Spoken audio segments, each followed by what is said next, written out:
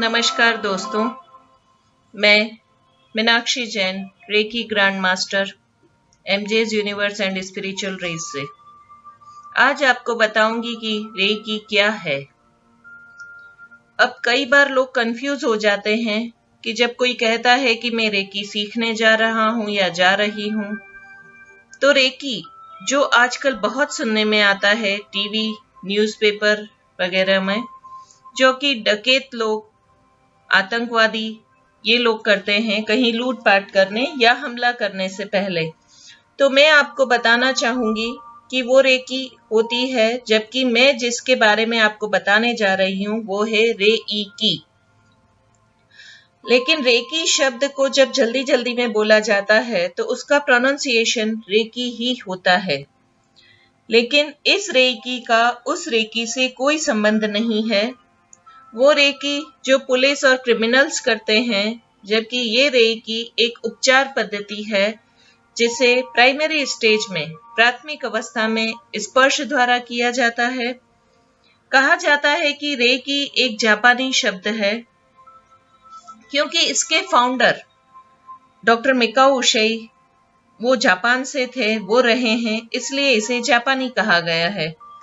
लेकिन स्पर्श चिकित्सा पद्धति हमारी भारतीय संस्कृति में सदियों पहले से ही थी। जैसे कि गौतम बुद्ध थे, वो स्पर्श द्वारा उनके अनुयायियों को अच्छा किया करते थे।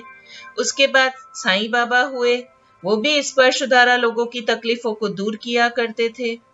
इसी तरह अगर भारतीय इतिहास को टटोला जाए तो हमारे कई ऋषि मुनि, योगी ऐसे मिल जाएंगे जो स्पर्श द्वारा इस तरह के चमत्कार किया करते थे।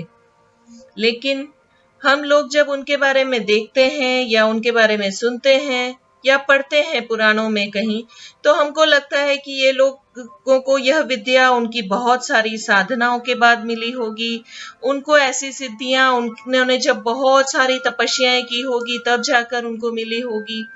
ओके, तो वो हमारे जैसे सामान्य लोगों के लिए पॉसिबल नहीं है। लेकिन डॉक्टर मिकाओ उशई ने इसी उपचार पद्धति को एक छोटी सी प्रार्थना विधि द्वारा या सिंबल्स द्वारा किस प्रकार से किया जा सकता है, वो 19वीं सदी के अंत में प्रचलित किया। इसलिए यह हमको याद भी रह गया और उसका मेथड भी इतना इजी है, जो इसकी वजह से हम जैसा कोई भी सामान्य व्यक्ति भी इसको कर सकता है। अब हम जानेंगे रेकी क्या होता है।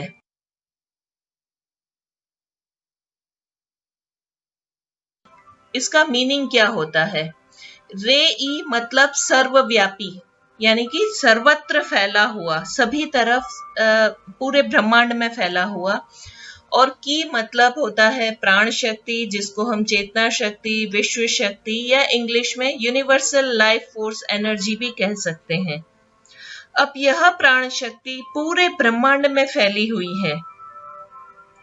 उस प्राण शक्ति को, उस चेतना शक्ति को, उस विश्व शक्ति को हमें अपने हाथों द्वारा ग्रहण करके अपना स्वयं का शारीरिक विकास, मानसिक शांति, आत्मिक विकास, आध्यात्मिक विकास, स्पिरिचुअल डेवलपमेंट, इवन अपना भौतिक विकास यानी कि फाइनेंशियल डेवलपमेंट खुद का भी कैसे कर सकते हैं और हम दूसरों का भी कैसे करवा सकते हैं, यह सब इस रेकी के द्वारा किस तरह से किया जा सकता है, यह रेकी को सीखने पर हमें ज्ञात होता है।